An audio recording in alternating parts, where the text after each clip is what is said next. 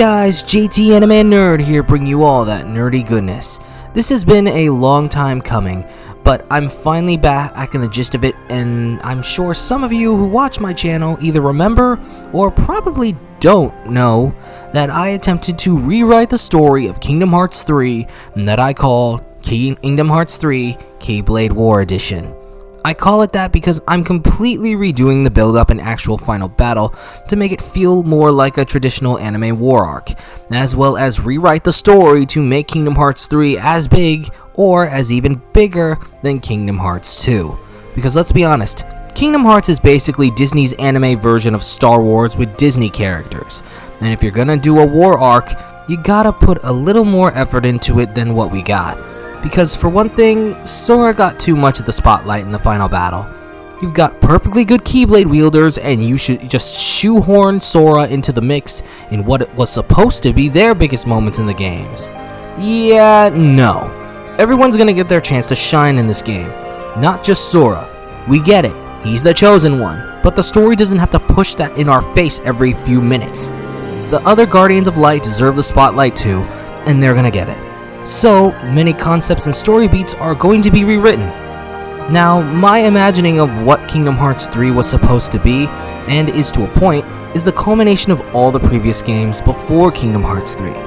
The idea is to put multiple elements from each game into the story, and now that my video editing game is way up, I'll make it in a better way than I could before. And to start, we're going to do a nod to Birth by Sleep and have this story be split into 3 parts, being that of the stories of Sora, Riku, and Kairi. Now I want to make it clear, it's not going to be a select a story thing like it was in Birth by Sleep. Instead, it's going to be linear. After the prologue, it'll be Sora completing 1 or 2 worlds depending on how many worlds there are, followed by Riku, and finally followed by Kairi, repeating itself until the final battle. Each character's story will be given 3 acts, and in my opinion will give more time to fleshing out the characters aside from Sora. Now, I'm also going to be introducing a new mechanic to boss battles in this rewrite, and that's the concept of a shared health bar. This is a way we can have battles with multiple bosses and can still be fair. Kind of like how Naruto Ultimate Ninja Storm did things, but just in its own Kingdom Hearts flair. Because let's be honest, we've been jinxed by multiple bosses at once in this series more than twice, and I don't think it's too fair for them to have multiple health bars. But also, this mechanic is also meant to give even more epic and awesome battles, which something every finale, even the final battle, should have. So, this is gonna make even the situation commands feel like the reaction commands from Kingdom Hearts 2. It's basically meant to make boss battles more cinematic. There will also be more secret/super bosses like there was in Kingdom Hearts Final Mix, ones that make sense. I'm also going to be including more or new, mainly original and expanded worlds that should have been in the game in the first place. This not only would have added more content to the vanilla game, but made it feel as big as Kingdom Hearts 2's world roster was. Also, I'm going to be treating these battles, cutscenes, and story as a whole like a true anime. This meaning that the battles, character arcs, even drive forms and attacks will be more fleshed out and more present in cutscenes. When we got Kingdom Hearts 3, I was expecting battle scenes akin to the final battle in Birth by Sleep. The whole cutscene that began as the secret ending in Kingdom Hearts 2 Final Mix was glorious, and it was surprising we never got any more cutscenes like that. Next up, I want to make it clear that this rewrite is mostly additions and rearranging. I don't plan on changing or replacing anything unless I truly deem it necessary. So if you're expecting me to cut Verum Rex or any connections to the mobile games, don't. This rewrite is meant to keep on track of Nomura's vision for the future of Kingdom Hearts after the 3rd game, and I don't want to get in the way of that, especially since we don't know where all of this is leading to the next saga. Oh yeah, I also want to note that you may find much of this rewrite goes into concepts and ideas that other YouTubers who have written their own version of the story have done. I promise I'm not infringing on anyone else's idea. I just got beat to the punch in many of these concepts while I had been hanging this whole rewrite on a coat rack instead of beating everyone else to the punch. I know I'm not the only one who thought of many of these ideas, but I also don't want anyone going into the comments section and simply going, "You stole that idea from someone else." I pride myself on my own writings, and even I admit while others can inspire me, I always make sure to make it my own version most of the time. However, that isn't to say my idea won't be the same as them coincidentally. Knowing that, I do want to give a shout out to the channels that have thought of these ideas, as well as have inspired some minor and major ideas for this rewrite. So I will be giving them credit through text pop-ups in the corner of the screen whenever the same or similar idea pops up in the video, as well as linking their Kingdom Hearts 3 rewrites in the description down below. For a bit more clarification, they will be mentioned if they use the idea in their video. Whether or not they had the idea first is up for debate.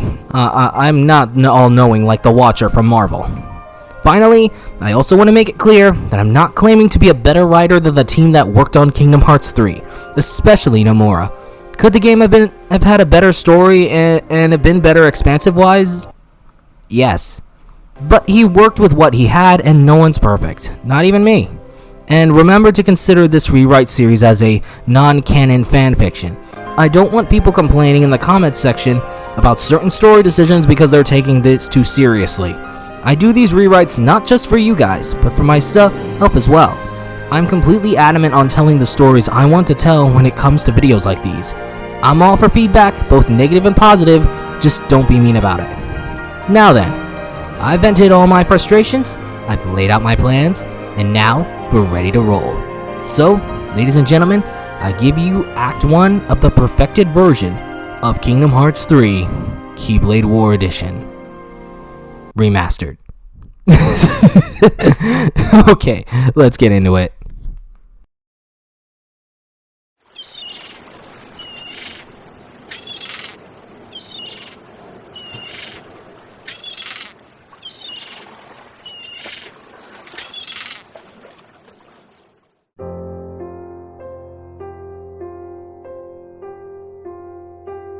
Have you heard of the ancient Keyblade War? Huh? Of course I have. Long ago, Keyblade wielders waged a war over the ownership of light. Yeah, the Master's favorite story. I wonder what they planned on doing with Kingdom Hearts after making it appear.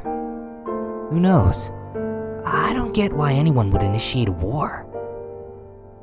So, you know the Lost Masters. Who? They're the ones who started the Keyblade War. Never heard of them. Where'd you hear about that? Or, they're the ones for whom the war started. I'm not following you. You can drop the facade. Facade? On that land shall darkness prevail and light expire. A prospective Keyblade Master should know this. If you say so. The gazing eye sees the fate of the world. The future. It's already been written. Really? I'm not so sure about that. Besides, who's to say I can't change it, and maybe light will prevail? Pretty confident. But things aren't in your favor.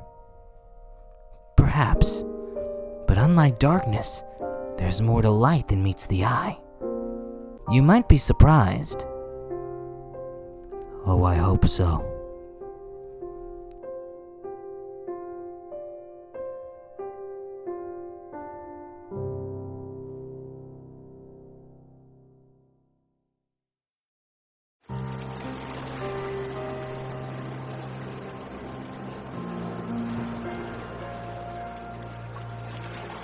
Tell me, will you stay here?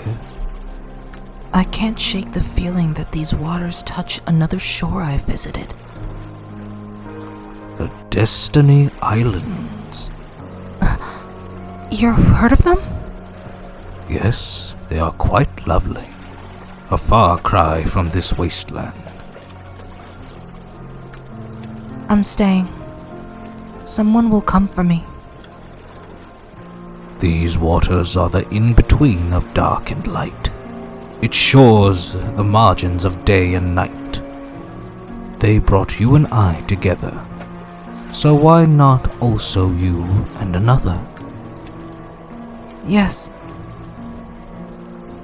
As Aqua and Ansem the Wise take in the beautiful sight, waiting to be rescued, a figure in a black coat, similar to Ansem the Wise's coat, appears and is walking toward the duo. Aqua would then sense the presence of another, enough to react and quickly look behind her. Who's there? It is then that none other than Xehanort, the version of Xehanort that Ansem the Wise met all those years ago, who approaches the duo with unknown intent. You? Terra. No. Realizing the danger, Aqua takes a threatening stance, ready to fight if necessary. But Xehanort simply ignores her. Master, I must have a word with you. Master? So now you mock me. Do you recall those experiments of the heart you bade me cease? Among the test subjects was a girl. She had lost her memory, just as I had. But you reconstruct memories. You did with Sora. I believe you have seen the girl's memories. What is your question? Where did you put the girl? What girl? Very well. If you won't tell me here. As Xehanort reaches out to grab Ansem the Wise, Aqua smacks his hand away, ready to fight. I think you should go. A lost guardian of light. No, I know you. You're Master Aqua, the one I faced in Radiant Garden years ago. You wait here, for the king and his fool. Xehanort then summons his Dark Guardian and attacks Aqua, leading it to punch Aqua away, giving some distance between the two. Where's your Keyblade? Right here.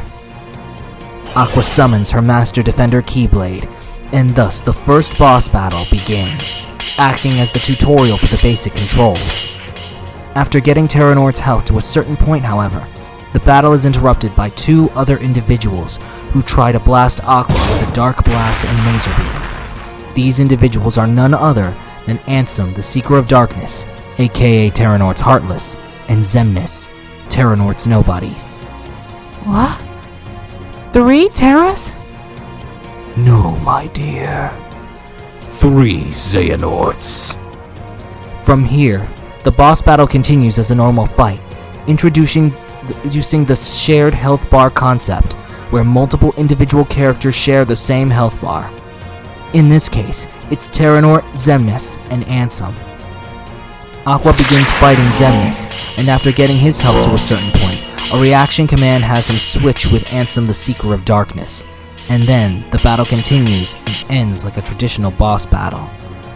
After getting their combined health to a certain level, a series of situation commands are triggered, allowing Aqua to enter her Ghost Drive state, utilizing it to counter every attack the trio throws at her, while also taking the chance at every opening to counterattack.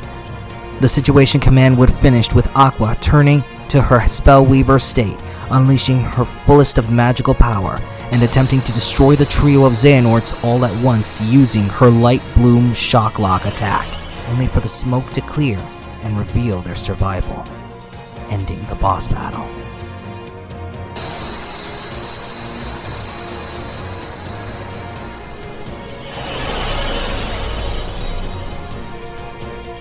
After the battle, Aqua would go to attack Xehanort's Guardian, only to be caught and grabbed by the foot of the dark figure, leaving her at the mercy of the 3 Xehanorts. No more! I'll go. You are wise. Aqua then uses this moment to try and land an attack on Xehanort, only for her attack to be parried by Xehanort's Gazing Eye Keyblade.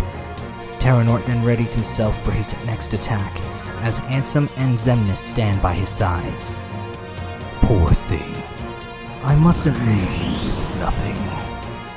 Aqua then prepares herself, as Xehanort's Dark Guardian charges a blast of darkness. Despite defending herself, the blast was too much for her to block, leading her to scream and be blasted into the waters of the dark margin. Ansem the Wise runs and falls to his knees, ashamed at his failure to protect Aqua.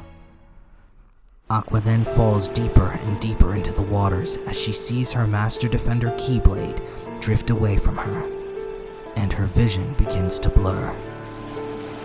Darkness begins to spread from Aqua's heart to her entire body. What is this feeling? Is this darkness?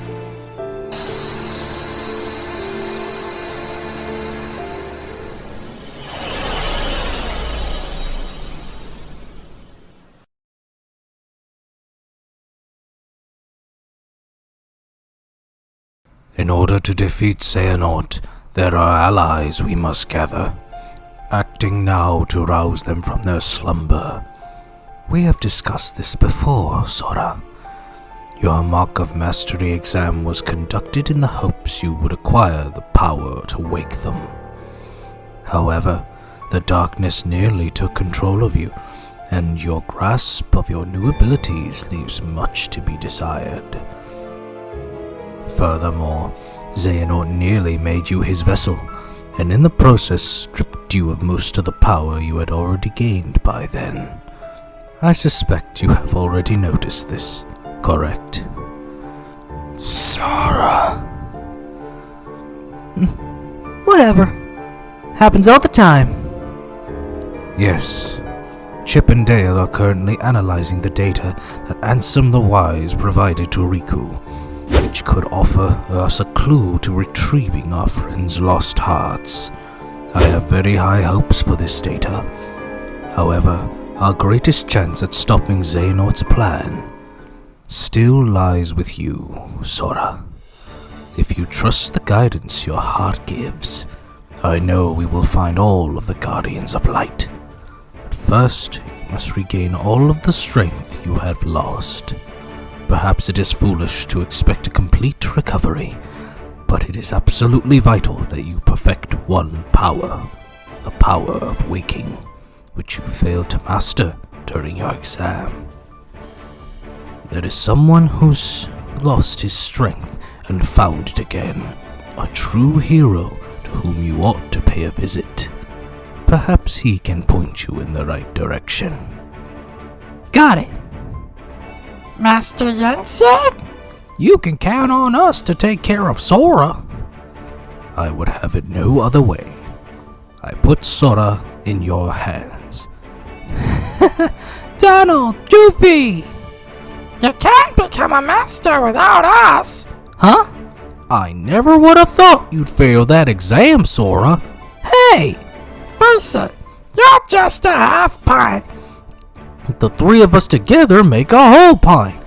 Pint and a half. And don't forget, we'll keep an eye on you. Oh, this is gonna be loads of fun. It's not a vacation. Let's go. Count on us.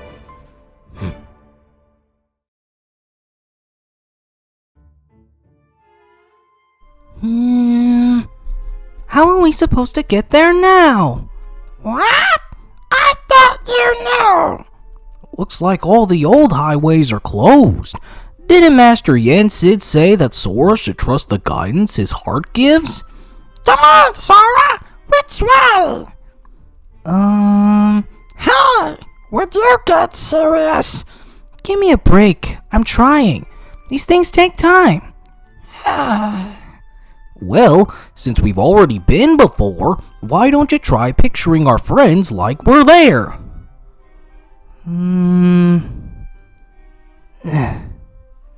Well? Sorry, I've got nothing. What did you expect? May your heart be your guiding key. Huh? What's that? Master Yensid always said that, right before we went off on any of our real important adventures. Really? Ring a bell? Maybe I just imagined it. May my heart be my guiding key. Huh. I've got it!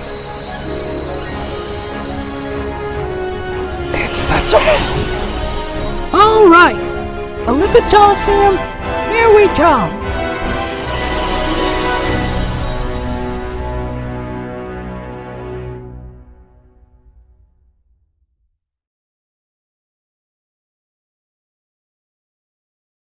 I hope you guys enjoyed the video. If you did, then don't forget to like, share, and subscribe. Our merch store and Amazon affiliate links are currently unavailable at the moment. However, in the meantime, you can go to our Buy Me a Coffee page and donate $5 in support of the channel. That way, you can help us toward our goal of bringing you guys higher quality content. You can also check out our original content, which will be linked in the description down below. But with all that said and done, I'm JT Anime, and I'll check you guys later.